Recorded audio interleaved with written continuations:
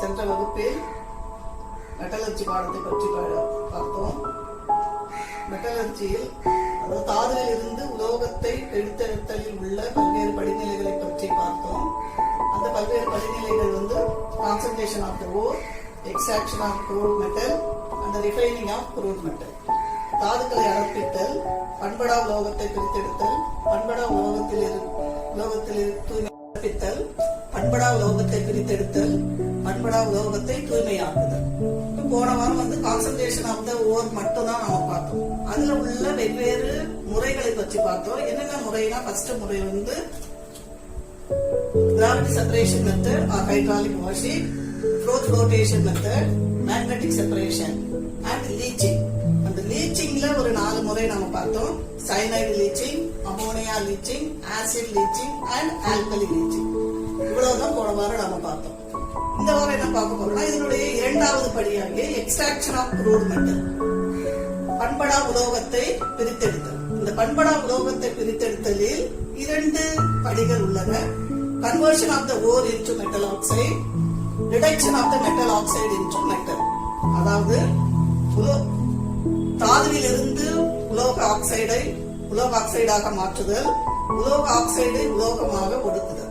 இப்ப இந்த first step பத்தி நாம பார்க்கலாம். Conversion of the ore into metal oxide முறைகள் உண்டு. இதுல ஃபர்ஸ்ட் முறை ரோஸ்டிங், 2வது முறை கால்சினேஷன்.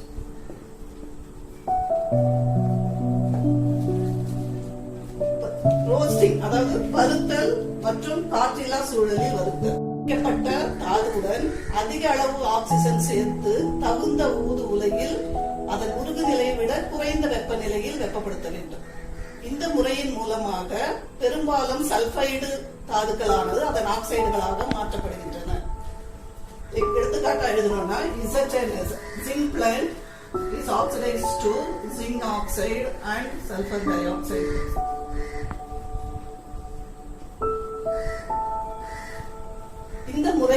இந்த வறுத்தல் முறையில் எளிதில் ஆவியாகக்கூடிய ஆர்சனிக், சல்பர் மற்றும் பாஸ்பரஸ் போன்ற மாசுகள் அனைத்தும் அதனுடைய ஆக்சைடுகளாக மாற்றப்பட்டு எளிதில் வெளியேற்றப்படுகின்றன. Roasting is the process it is applied to the conversion of sulfide ore into the metal oxide. In this method, the concentrated ore is mixed with the excess of oxygen and heated in a suitable furnace. Concentrated ore is heating with excess of oxygen in a suitable furnace below the melting points of the metal. For example, zinc blend is oxidized to zinc oxide. You have to write another one example, PbS plus O2 to form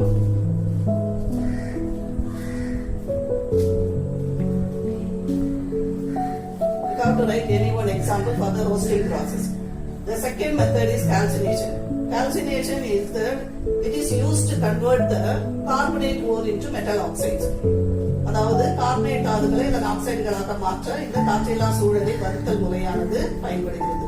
இந்த காற்றில்லா சூழலில் வறுத்தல் என்பது அதாவது அடர்ப்பிக்கப்பட்ட தாதுவை அதிக வெப்பநிலையில் வெப்பப்படுத்தப்பட்டு, அதாவது without oxygen, காற்றில்லாத சூழ்நிலையில் இந்த தாதுவானது அதிகமாக வெப்பப்படுத்தப்படும் பொழுது கார்பனேட் தாதுவானது அதன் ஆக்சைடுகளாக மாற்றப்படுகிறது.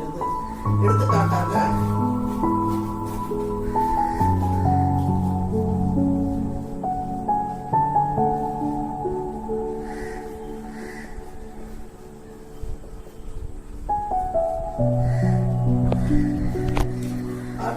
lead carbonate also converted into lead oxide using the calcination process.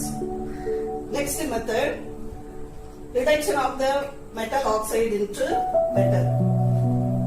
2வது படியானது reduction of the metal oxide into metal, அதாவது உலோக ஆக்சைடை உலோகமாக ஒடுக்குதல்.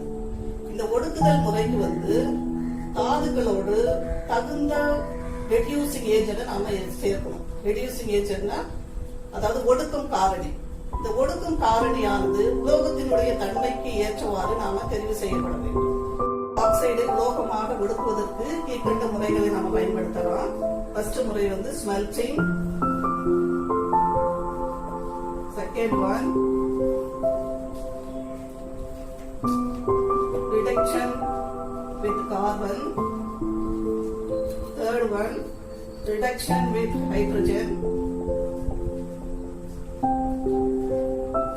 one, auto reduction.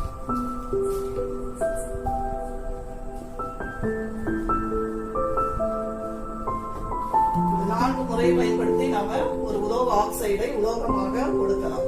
இதுல இந்த ஃபர்ஸ்ட் மெத்தட பார்த்தோம்னா ஸ்மெல்டிங். ஸ்மெல்டிங் உருக்குதல். ஸ்மெல்டிங்னா உருக்குதல். இந்த முறையில் வந்து தாதுவை வந்து ஒரு குறிப்பிட்ட ஒடுக்கும் காரணி மற்றும் இலக்கி.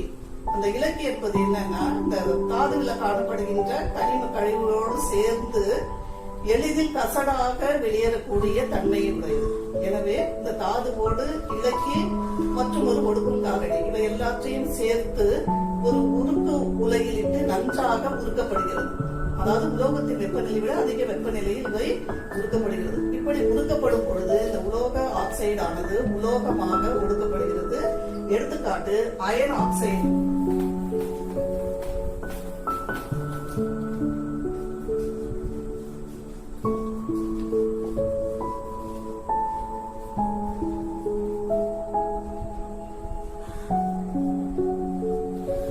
எடுத்துக்காட்டாக இரும்பு ஆக்சைடு ஆனது கார்பன் மோனாக்சைடு என்ற ஒடுக்கும் காரணியை பயன்படுத்தி இரும்பாக ஒடுக்கப்படுகிறது. இந்த முறையில் நாம பயன்படுத்திய இலக்கு என்னன்னா கால்சியம் ஆக்சைடு, அதாவது சுண்ணாம்புக்கல் வந்து இலக்கியாக பயன்படுத்துகிறோம். இந்த சுண்ணாம்புக்கல் அதில் உள்ள மாசுவாக SiO2 சேர்ந்து கால்சியம் சிலிகேட்டாக வெளியேற்றப்படுகிறது. Calcium silicate. In the smelting process, the concentrated ore is mixed with the flux and reducing agent and melted by heating at an elevated temperature, that is above the melting point of the metal in a suitable furnace.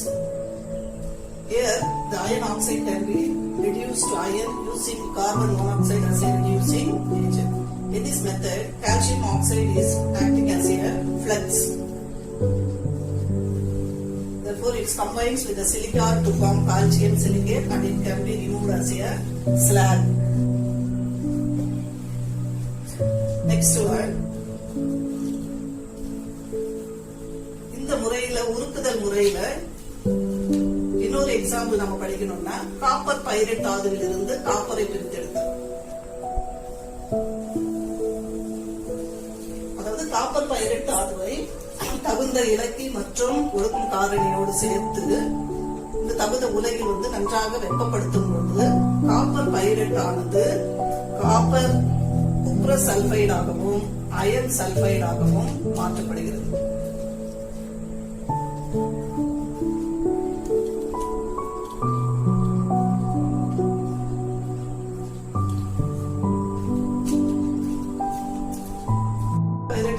தாமிரத்தை பிரித்தெடுக்கப்படும் பொழுது தாமிர பைரைட்டை வெப்பப்படுத்தும் பொழுது அவை cuprous சல்பைடாகவும் iron சல்பைடாகவும் மாற்றமடைகிறது.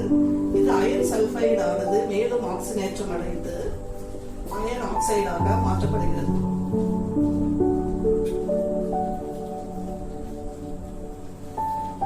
இப்படி உருவான இந்த iron oxide ஆனது சிலிக்காவோடு வினைப்பட்டு iron சிலிகேட்டாக, அதாவது கசடாக வெளியேற்றப்படுகிறது. அதாவது இப்ப கசடாக வெளியேற்றப்பட்டது ஒரு குறிப்பிட்ட அளவு அயன் சல்பைடு மட்டுமே அயன் சிலிகேட்டாக வெளியேற்றப்படுகிறது. மீதும் ஒரு குறிப்பிட்ட அளவு அயன் சல்பைடு இந்த கலவையினுடைய இருக்கும்.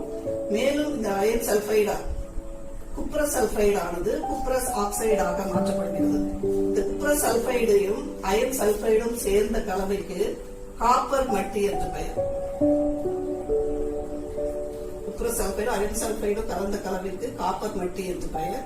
இவ்வாறு கிடைத்த காப்பர் மட்டியை மற்றொரு மாற்று உலையிலிட்டு நன்றாக வெப்பப்படுத்தப்படுகிறது. அப்பொழுது மேலும் அதில் சிறிதளவு உள்ள அயன் சல்பைடு ஆனது மேலும் அயன் ஆக்சைடாக மாற்றப்பட்டு சிலிகேட்டாக வெளியேற்றப்படுகிறது. எஞ்சியுள்ள குப்ரஸ் சல்பைடு மற்றும் குப்ரஸ் ஆக்சைடாக மாற்றப்படுகிறது.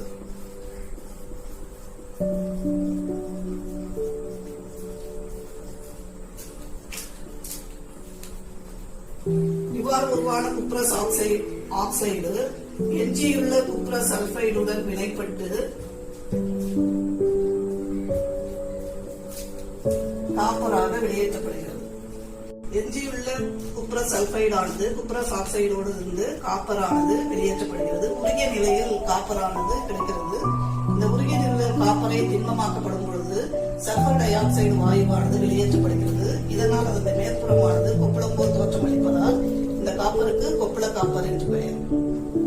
In smelting process, there is another one example, namely the extraction of copper from copper pyrites. The copper pyrites is converted into cuprous sulfide and iron sulfide. The mixture of these two is called copper matte. These two sulfide is called matte. That is the some of the iron sulfide is oxidized to iron oxide, and the iron oxide is reacts with the silica to form iron silicate, which is removed as a slag. In that copper matte, there is some of iron sulfide is also present. This copper matte is transferred to another converter and heated.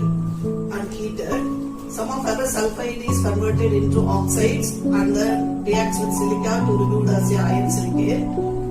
The cuprous sulfide is oxidized into cuprous oxide. The cuprous oxide reacts with the remaining cuprous sulfide to form copper. The metallic copper is solidified and it has blister appearance due to the evolution of sulfur dioxide gas. This type of copper is called blistered copper.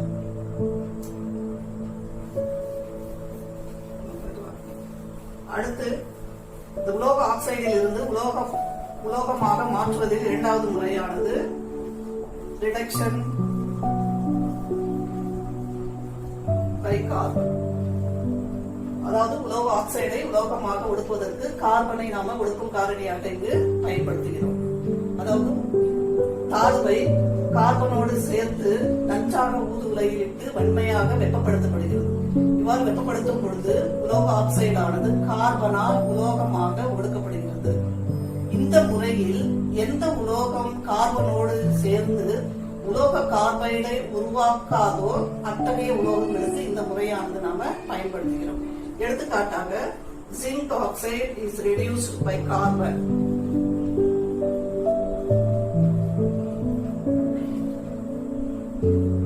Reduction by carbon. In this method, the ore is mixed with carbon and heated in a suitable furnace. The metal oxide is reduced by carbon. For example, zinc oxide can be reduced using carbon into zinc and carbon monoxide. The third method is reduction by hydrogen. In this method, the ore is mixed with hydrogen and heated. In this process, those metal oxides like silver, copper, those metals which are having less electropositive than hydrogen can be reduced using hydrogen.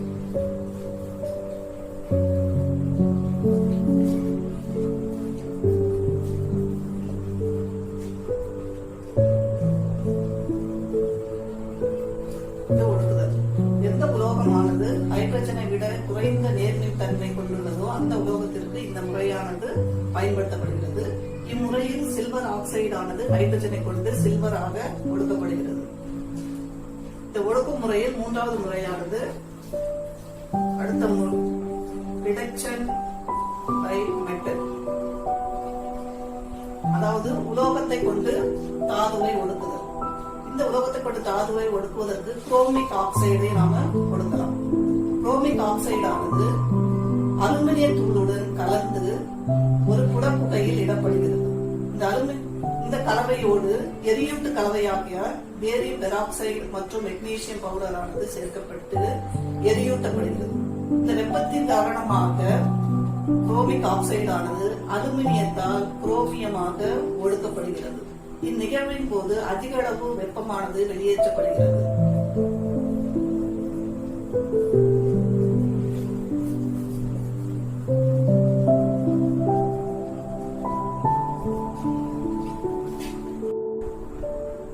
Without the reducing agent, the metal oxide can be reduced into metal.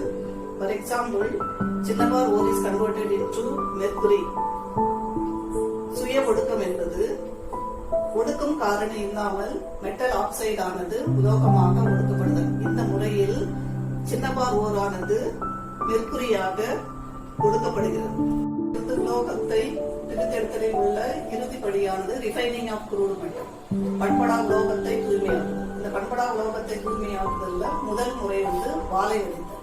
வாலை வடித்தல் என்றால் என்ன?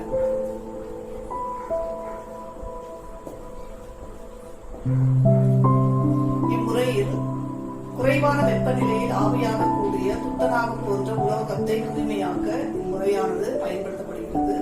குறைந்த வெப்பநிலையில் துத்தநாகம் போன்ற உலோகத்தை ஆவியாக்கப்படுகிறது. ஆவியை குளிர்வித்து தூய உலோகமானது பெறப்படுகிறது. இம்முறைக்கு பாலை வெடித்தல் என்று பெயர். இரண்டாவது முறை உருக்கி பிரித்தல்.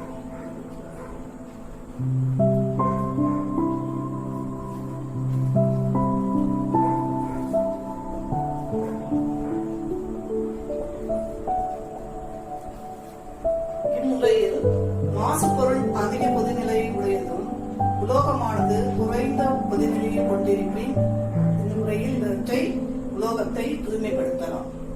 அதாவது உலோகத்தை அதிக வெப்பப்படுத்தி ஓடும் சாய்தளத்தின் வழியே வழிந்தோட செய்யப்படுகிறது.